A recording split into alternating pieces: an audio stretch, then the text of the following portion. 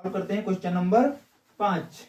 इसमें क्या दिया गया है, बताया गया भूमि से 60 मीटर की ऊंचाई पर एक पतंग उड़ रही है। पतंग में लगी डोरी को अस्थायी रूप से भूमि के एक बिंदु से बांध दिया गया है।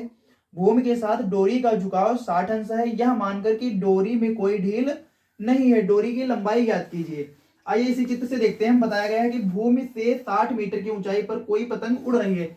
मान के चलो ये हमारा भूमि स्तर है। क्या है? भूमि स्तर। और इससे 60 मीटर की ऊंचाई पर कोई पतंग उड़ रही है, इसको हम पतंग बना देते हैं। ये मान के चलो हमारी एक पतंग उड़ रही है। यहाँ पर भूमि से 60 मीटर की ऊंचाई पर, ये जो ऊंचाई दी कितनी दी है? 60 मीटर की ऊंचाई पर यह पतंग हमारी उड़ रही है भूमि से। और फिर बताया पतंग में लगी डोरी को अस्थायी रूप से भूमि के एक बिंदु से बांध दिया जाता है। मान के चलो यहां से भूमि के एक बिंदु से बांध दिया गया इसको। ये भूमि से ऊंचाई होगा और पतंग तो ऐसे उड़ेगी ना, टेढ़ी पतंग उड़ेगी, तिरछा। तो ये भूमि के एक बिंदु से यहाँ पर बांध दिया गया है। और जिसके द्वारा अब जो झुकाव कोण बनता है वो कितने डिग्री का बनना है? यहाँ पर कोण बन रहा है 60 अंश का, 60 डिग्री का यहाँ पर एक कोण बन रहा है। और हमको डोरी की लंबाई यानी कि हमको ये निकालना है, एसी की दूरी हमको निकालना है। और हमको क्या दिया गया है? एबी की दूरी दी गई है 60 मीटर। तो आइए हम इसको सॉल्व करते हैं। कैसे करेंगे आइए देखते हैं। देखेंगे माना, इसको रख देते हैं हम। माना जो AB दी है, AB क्या है? भूमि से पतंग की ऊंचाई, भूमि से पतंग की ऊंचाई, भूमि से पतंग की ऊंचाई कितनी दी है हमको? 60 मीटर, 60 मीटर दी गई है। और BC क्या है हमारा? भूमि स्तर। BC बराबर ये दिया गया हमको भूमि स्तर। हमको निकालना क्या है? AC। AC क्या है?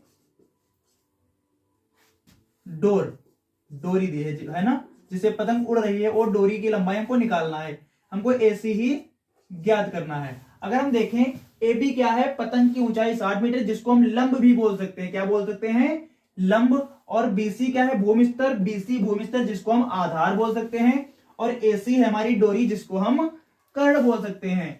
हमको दिया गया है लंब की ऊंचाई दी गई और हमको डोरी की लंबाई निकालना है। तो कैसे निकालेंगे आइए देखते हैं। सबसे पहले लिखेंगे हम समकोण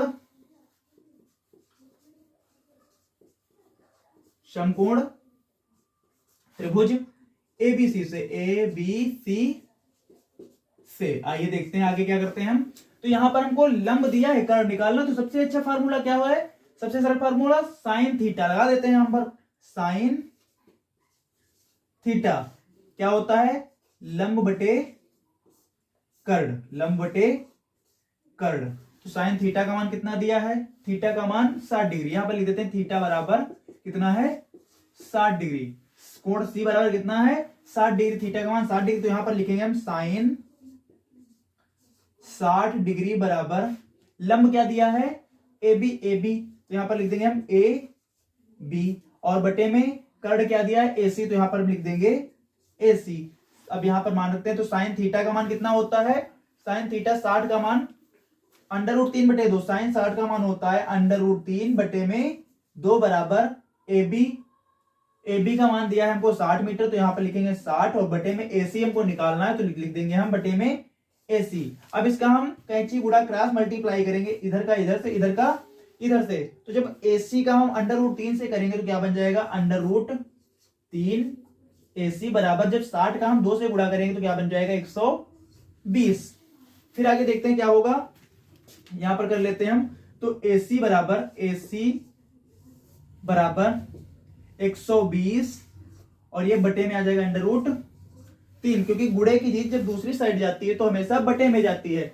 और बटे में कभी भी अपरिमेय संख्या हो नहीं सकती। तो फिर से हम इसका परिमेयीकरण कर देंगे। तो यहां पर ऊपर और नीचे दोनों तरफ हम 3 से गुणा करेंगे। ऊपर और नीचे दोनों तरफ हम 3 से √3 से गुणा करेंगे, जो कि हमारा परिमेयीकरण होगा।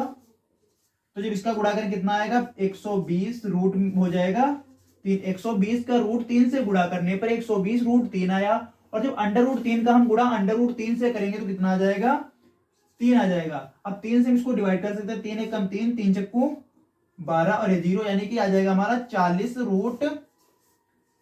3 मीटर, 40√3 मीटर, जो कि हमारी एसी आ जाएगी। यानी कि डोरी की लंबाई कितनी आई है, डोरी की लंबाई हमारी 40√3 मीटर आई है। ये हमारी लंबाई कितनी है, 40√3 मीटर।